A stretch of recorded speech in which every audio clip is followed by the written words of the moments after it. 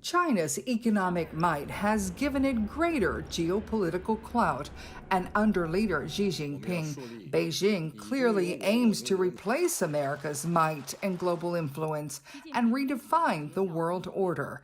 3 decades ago, the United States helped China join the World Trade Organization with the expectation that increasing China's trade could lead to its democratization. We thought that as China got more into trade and economics, that the incompatibility of a communist regime with free trade, or relatively free trade, would essentially cause a change in their behavior.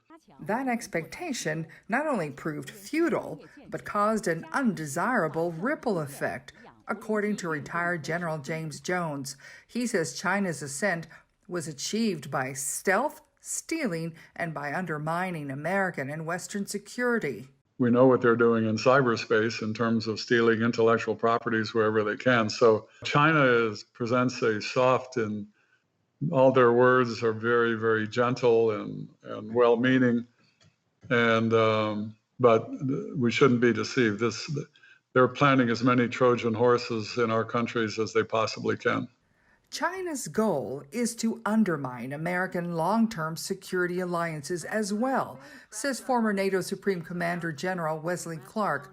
Right now, China and its president, Xi Jinping, are focused on their own neighborhood, the Pacific, and first of all, on Taiwan. The issue today in the Pacific that people I hear talking about most is Taiwan, because we had an agreement when the United States gave up its recognition of Taiwan. We had a pledge that there'd be no forceful solution to Taiwan.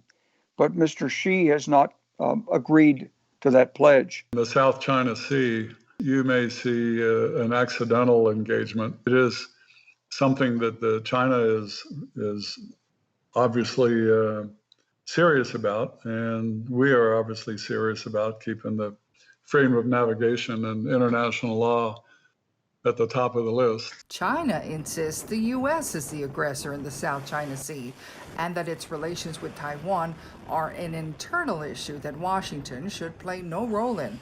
But with tensions between Washington and China increasing and Taiwan increasingly seen as a flashpoint, Clark says the situation remains unpredictable, just as it was during the Cold War era.